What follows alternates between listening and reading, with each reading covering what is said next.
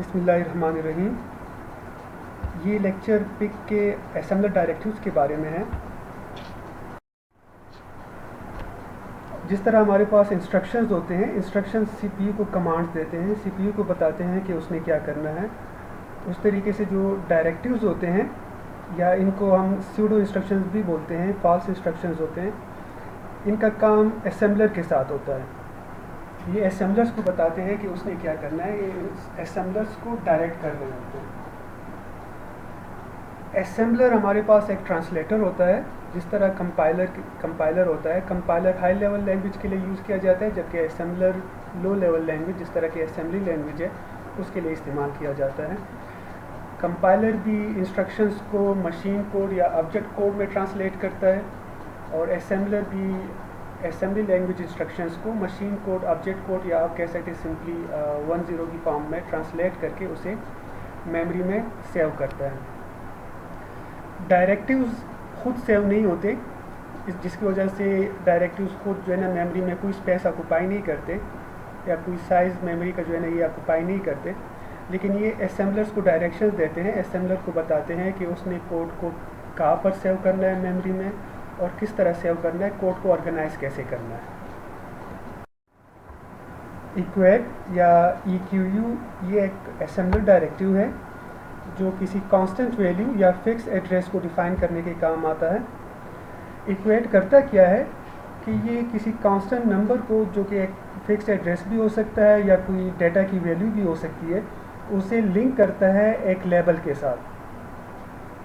अब होगा क्या कि वो लेबल जब भी प्रोग्राम में आएगा, असेंबलर उस लेबल को ऑटोमेटिकली रिप्लेस कर देगा उसी कांस्टेंट वैल्यू के साथ। फॉर एग्जांपल यहाँ पर देखें आप, यहाँ पर काउंट एक लेबल है, और इस काउंट लेबल को इक्वेट किया गया है एक फिक्स्ड वैल्यू के साथ, कांस्टेंट वैल्यू के साथ, 25 हेक्सा के साथ। अब ये काउंट प्रोग्राम में जहाँ पर भी आएगा, असेंबलर इस काउंट को रिप्लेस करेगा इस फिक्स्ड वैल्यू के साथ। फॉर एग्जांपल यहाँ पर इंस्ट्रक्शन है move LW count. Now assembler क्या करेगा कि वो काउंट को रिप्लेस कर देगा विथ 25H, और 25H को वो स्टोर करेगा WREG में इस इंस्ट्रक्शन की एग्जीक्यूशन के बाद।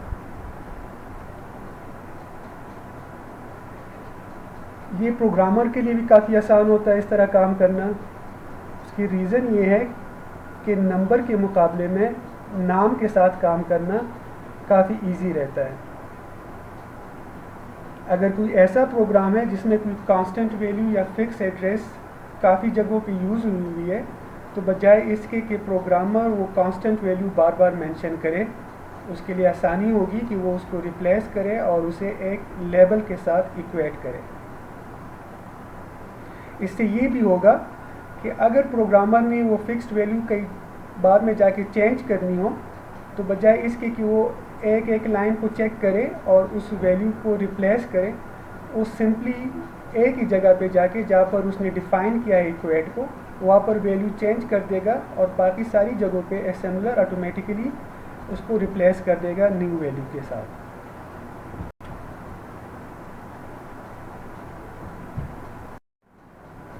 सेट SET ये भी एक असेंबलर डायरेक्टिव है, और ये भी उसी तरह काम करता है जिस तरह इक्वेट करता है। ये भी किसी कांस्टेंट डेटा वैल्यू या फिक्स्ड एड्रेस को लेबल के साथ एसोसिएट करता है। सेट और इक्वेट में डिफरेंस ये है कि अगर आप इक्वेट के ज़रिए किसी लेबल के साथ कोई कांस्टेंट डेटा वैल्यू या फिक्स्ड एड्रेस को एसोसिएट कर देते हो, फिर उसी प्रोग्राम में जाके आप उस लेबल की वैल्यू चेंज नहीं कर सकते। लेकिन अगर आपने सेट के ज़रिए किया हुआ है, तो सेट आपको ये इजाज़त देता है कि आप उस लेबल की वैल्यू आगे जाके चेंज कर सकते हो। फॉर एग्ज़ाम्पल यहाँ पर आप इस प्रोग्राम में देखें, यहाँ पर पहले काउंट के साथ 25H को एसोसिएट किया गया है सेट के थ्रू, और फिर इसी प्रोग्राम में जाके उसी काउंट लेबल के साथ एक नई वैल्यू 26 हेक्सा को एसोसिएट कर दिया गया है। ये काम आप सेट के ज़रिए कर सकते हो, सेट डायरेक्टिव के ज़रिए कर सकते हो, लेकिन इक्वेट डायरेक्टिव या EQU डायरेक्टिव के थ्रू नहीं कर सकते। ORG या ओरिजिन ये एक असेंबलर डायरेक्टिव है जो असेंबलर को बताता है कि उसने प्रोग्राम मेमोरी में जाके कहाँ पर स्टोर करना है। ये डाटा के लिए भी यूज़ हो सकता है और कोड के लिए भी यूज़ हो सकता है। सो ORG के साथ आप जो वैल्यू देते हो उस वैल्यू पे या उस एड्रेस पे जाके असेंबलर प्रोग्राम स्टोर करेगा। तो आपकी पहली इंस्ट्रक्शन उसी लोकेशन पे स्टोर होगी और बाद में आने वाले इंस्ट्रक्शंस उसकी बाद वाली लोकेशन में जाके असेंबलर स्टोर करेगा। सो ORG के साथ आप जो वैल्यू देते हो वो हमेशा हेक्सा फॉर्म में होती है। एंड डायरेक्टिव असेंबलर को बताता है कि यहाँ पर हमारा असेंबली कोड फिनिश हो गया है। अगर एंड डायरेक्टिव के बाद आप कुछ लिखते हो तो असेंबलर उसे इग्नोर करेगा। एंड डायरेक्टिव हमेशा असेंबली लैंग्वेज प्रोग्राम की आखिरी लाइन होती है। लिस्ट डायरेक्टिव सिर्फ पिक असेंबलर के साथ यूज़ होता है और इसका काम ये होता है कि ये असेंबलर को बताता है कि आपने जो असेंबली कोड लिखा हुआ है ये आपने पिक की किस माइक्रो कंट्रोलर के लिए या पिक की कौन सी चिप के लिए आपने लिखा है। आप मेंशन करते हो लिस्ट और आगे आपने जिस माइक्रो कंट्रोलर के लिए आपने कोड लिखा हुआ होता है उसे स्पेसिफाई कर देते हो। लाइक अगर आपका माइक्रो कंट्रोलर है 18F458 तो आप मेंशन करते हो list P = 18F458।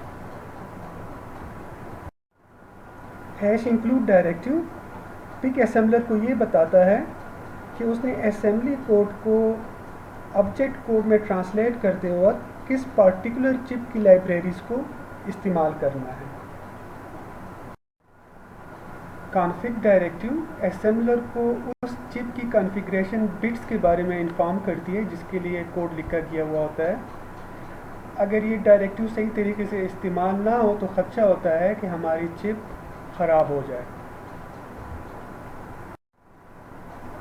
Hexadecimal numbering system PIC assembler का डिफ़ॉल्ट नंबरिंग सिस्टम है। इसका मतलब ये है कि अगर हमने कोई हेक्सा वैल्यू इंटर करनी है अपने कोड में तो ज़रूरी नहीं है कि हम उसके साथ स्पेसिफाई करें कि ये हेक्सा नंबर है। हाँ, अगर हम बाइनरी, डेसिमल या कोई दूसरा नंबरिंग सिस्टम यूज़ करते हैं तो उसके साथ स्पेसिफाई करना ज़रूरी होगा, क्योंकि अगर हम स्पेसिफाई नहीं करते तो पिक असेंबलर ऑटोमेटिकली उसको हेक्सा ही काउंट करेगा। अगर हम इस डिफ़ॉल्ट सिस्टम को चेंज करना चाहते हैं तो हमें रेडिक्स डायरेक्टिव यूज़ करना पड़ेगा। लाइक फॉर एग्ज़ाम्पल, अगर हम चाहते हैं कि हमारा default numbering system hexadecimal numbering system की बजाय डेसिमल नंबरिंग सिस्टम हो तो हम यूज़ करेंगे रेडिक्स DEC। ये यूज़ करने के बाद डेसिमल नंबरिंग सिस्टम हमारा डिफ़ॉल्ट नंबरिंग सिस्टम बन जाएगा। और अगर कोई नंबर आता है और जिसके साथ स्पेसिफाई नहीं किया गया है कि कौन सा नंबरिंग सिस्टम है तो असेंबलर उसको डेसिमल रीड करेगा।